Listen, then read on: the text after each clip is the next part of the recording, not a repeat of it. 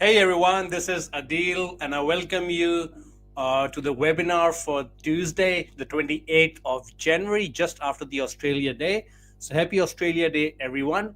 And as we all wait for the next RBA meeting about the interest rates, I wanted to talk about a very, very important topic. A lot of people have been asking questions around it, and I've been doing it myself for my family.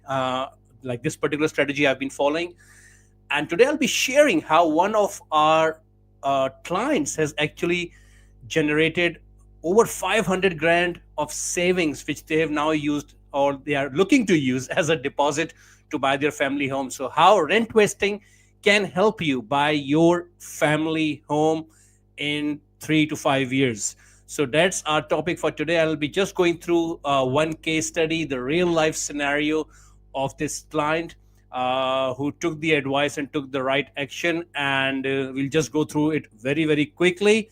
So, without any further delay, if you want to get in touch with me, there's a QR code on your screen.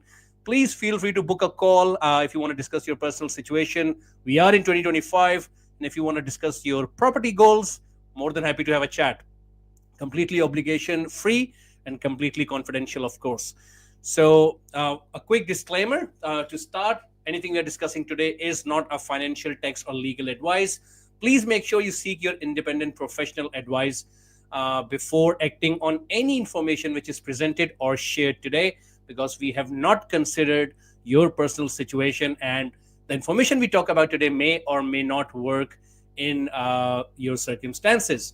So after that declaration, I want to quickly move on to our today's case study, which I hold very closely to my heart. Now, rent vesting, very quickly, what rent vesting is and how people are actually saving for a home deposit to buy their dream home in Sydney. It's about renting where your lifestyle works, where you want to really rent, but buying assets and properties where it makes financial sense. And by financial sense, I mean where you can get good, solid capital growth plus good rental income as well. Because the interest rates are high, we don't want to be in areas where we may get some growth, but from rental perspective, we are two, three, $4,000 out of pocket every single month. That is not the kind of assets we want to target in this cash rate environment. So that is what rent vesting is. I've been doing it myself for the last 11, 12 years now. And this is the scenario of Joel and Jess. So these are actually my very first clients at Ariza. More 4 years now, actually. Very first clients when they first bought with us, and now they've bought 3 properties with us. And I'll talk about all those 3 properties as we move along in today's webinar. And if you have any kind of questions, any feedback, anything at all at any point, please drop them in the comments. Let us know what your thoughts are. If you have any kind of ambiguity on anything, let me know. Or if you want us to talk about any further topics, let me know as well. I would like to cover them in the future webinars. So with Joel and Jess, just a very quick introduction. The guy was an account. The guy's an accountant. At the time, they were like a single income family.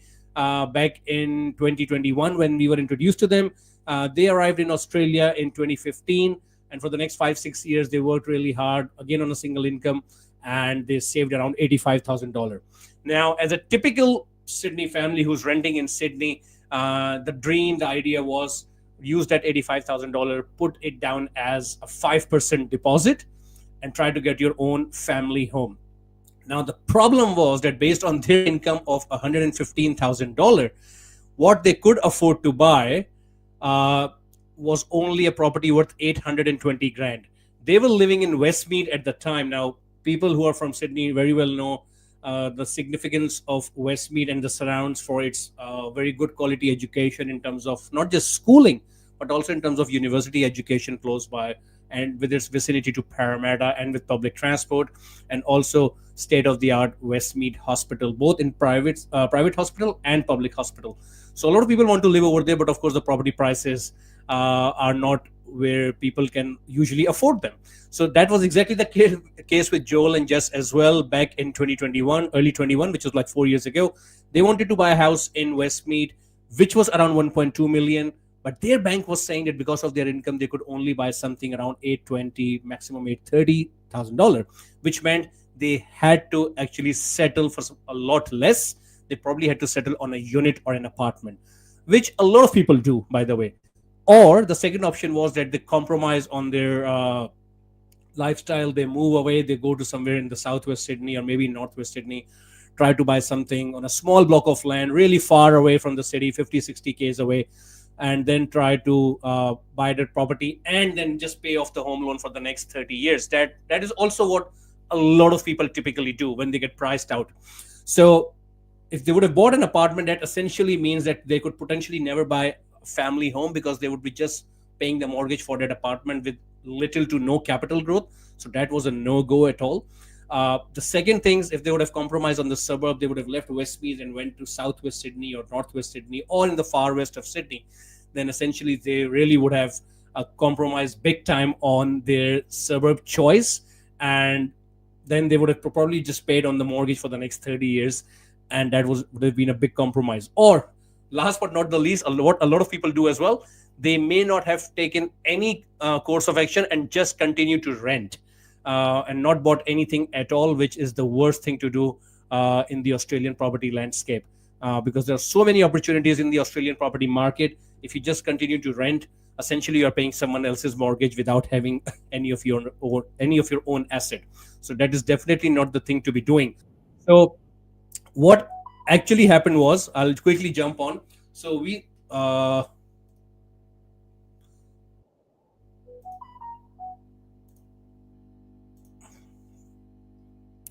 said to them, okay, let's sit down. It's just taking a bit of time to actually move. Okay, so now the idea was that when we sat down with them, we said, okay, the right solution for you would be that we can help you buy your dream home in Westmead. But for that really to happen, you need to have a strong deposit. And with your $85,000 of savings, you need to multiply that fast. And the strategy we came up for them was that in the next 4 to 5 years, you should aim to generate 500 grand of deposit, $500,000 in cash, to actually use it as a big deposit so that you are ready to buy that family home in Westmead. And this is where the fun part begins. It sounds too good to be true, but that's where I want to share some of the key numbers with you very, very quickly as to how we were able to achieve that. So moving along, the first purchase that happened for them, we did back in February 2021, which is like 4 years ago. And that was a house we bought, which had a granny flat potential on it. And it was purchased for $354,000 with a very decent rental of 410. And like this, that's like more than 6% rental yield.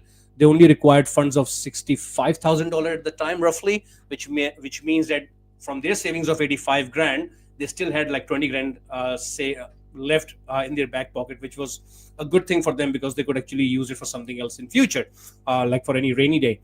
The good point was it had a granny flat potential, and we purposely found a property for them because we knew it would help them in the future. And because it had a high rental yield, even though their initial budget was around 820 grand, but even after the purchase, they still had borrowing of around 600k left. And that's what happens when you buy assets which have high rental income, because the lenders are still able to give you more lending moving forward, because whatever income your asset is making actually contributes towards your household income.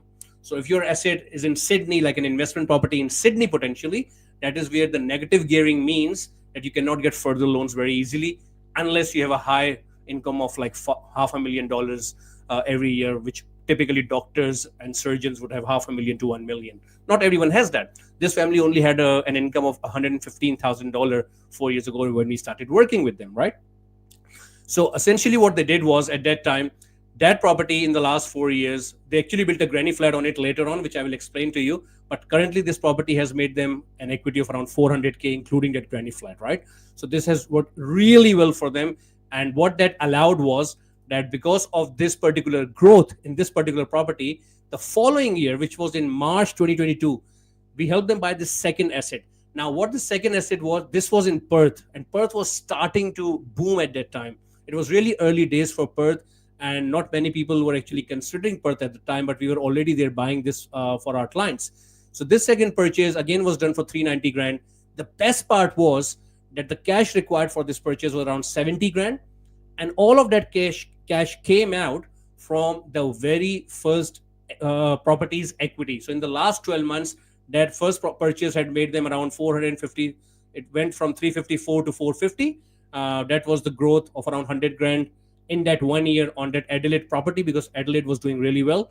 So we recycled that. We took 70 grand out of it and we bought this next purchase in Perth in March 2022. Now, nothing went from their pocket, and now as of today this property is sitting at around 640 grand, so it has already made like $250,000 just by buying the right asset.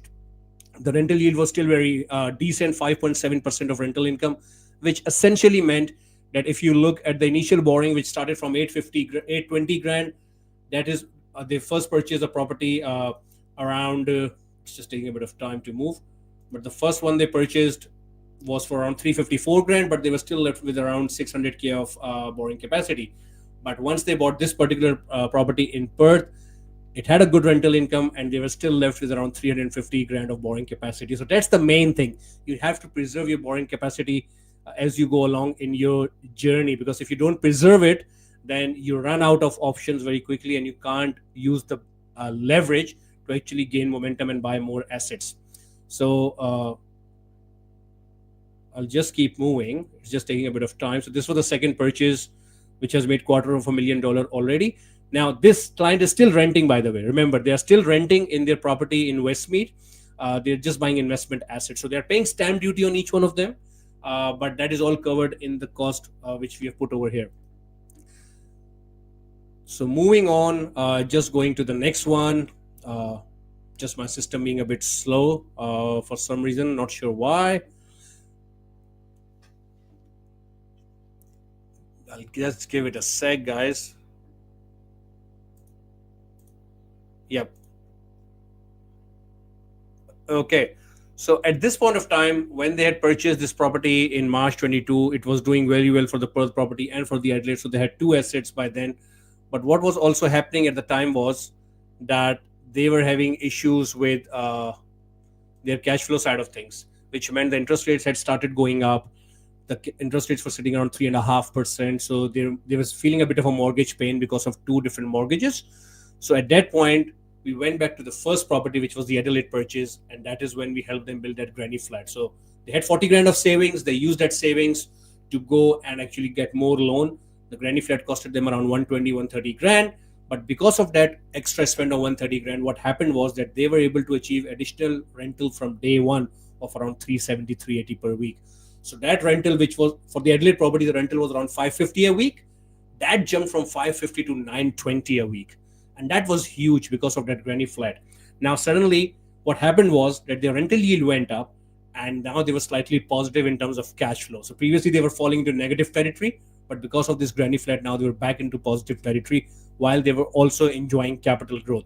So now, their borrowing capacity, which was 350 grand after the last purchase, the second purchase, it went up to 480 grand again, just because they had suddenly got a very good income because of that granny flat. And now they were ready actually for their next asset. So for the next particular purchase, which is a very interesting purchase, that before the slide loads up, I'll give you a brief overview. For the next purchase, we took them to Queensland, and that was in early 2023, like 2 years ago. And by that time, the wife had already started doing a job. So she was working since late 2021. So she had started saving as well.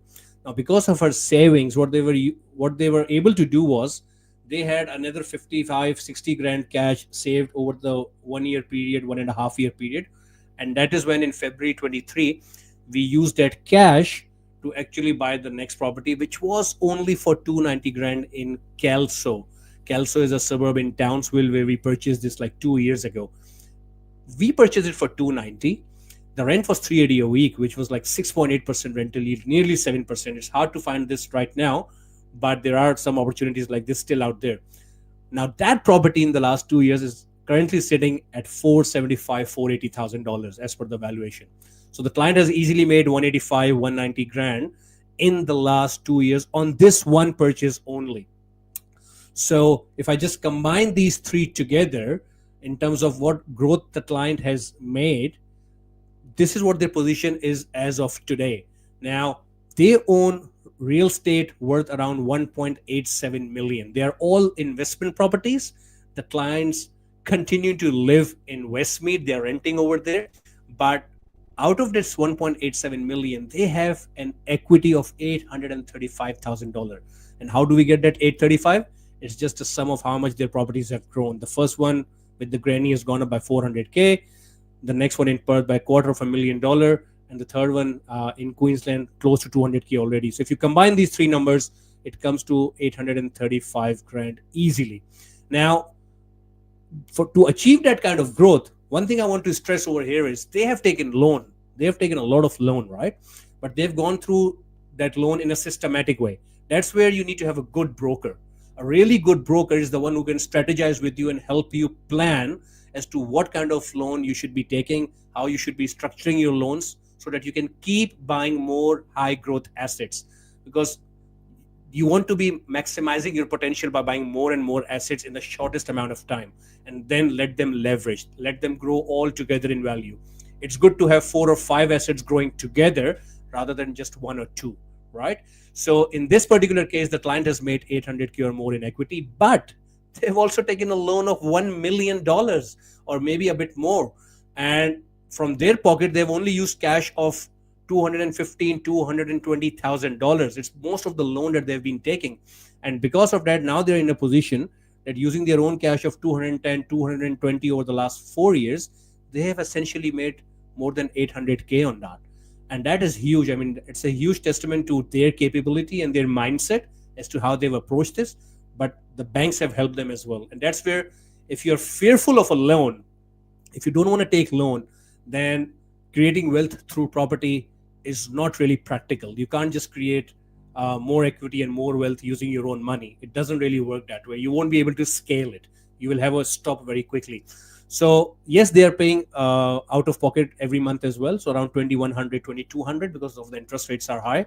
So that is the mortgage gap they are covering every month from their pocket, even though there is a granny flat. So in those 3 properties, they are getting 4 rental incomes because one property has a granny flat as well. It's a dual occupancy.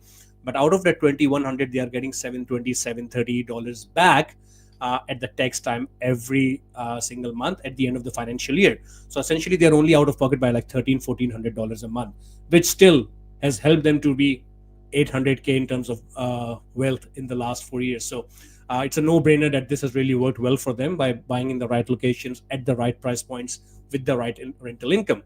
Now, they're in a position that using this, what they can do is, I will quickly show you.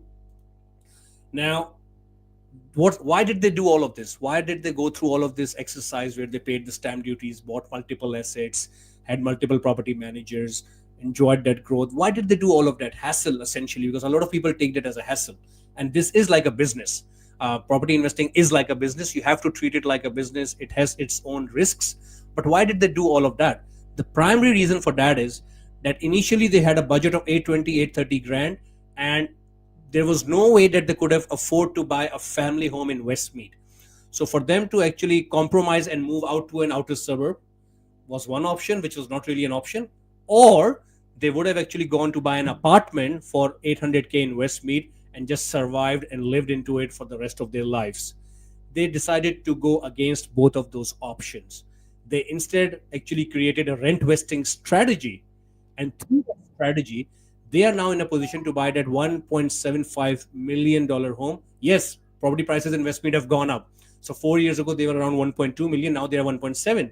But at the same time, the benefit that the client had using rent vesting was that their initial deposit of 85 grand has pretty much gone up to 500, 600K. And even if they pay capital gains tax, let's say if they sell all their assets, all the 3 properties, which have made them like 800K of equity, even if they sell all of them to buy the family home, they will pay capital gains tax. And after paying that, they will still be left roughly around 560, 570 grand, which will be cash after tax in this scenario. Okay. Again, this is no tax advice. This is a very particular client scenario I'm discussing today. Now, that means that this is like 30% in terms of deposit to buy that family home, which essentially means now they can buy their family home. They haven't had to compromise on the lifestyle. They were still living in Westmead. Now they can buy a family home in Westmead without having to relocate. And now on a $1.75 million home, the most important thing is that their loan would only be around 1.1, 1.2 million. And because they're paying 500 grand as a deposit, which is around 30% of the total purchase price. So their loan is only around 70%. Just because of rent vesting, they have increased their deposit to 30%. If they continue the same strategy, they can take it to 40, 50% as well. And essentially what that means is that because of interest rates, earning right now, everyone thinks interest rates are high, they're feeling the pinch. But for this client, they can buy a $1.75 million home. Their mortgage would only be around 6,600 or 6,700 per month because their loan is around 1.1 million only. So that's the biggest takeaway. If they had to buy a home which was worth 1.7 million, their repayments would be around 9 or 10 grand, which is not sustainable. So this was a quick summary of rent vesting. I wanted to share this very quick scenario with you guys. It doesn't work for everyone.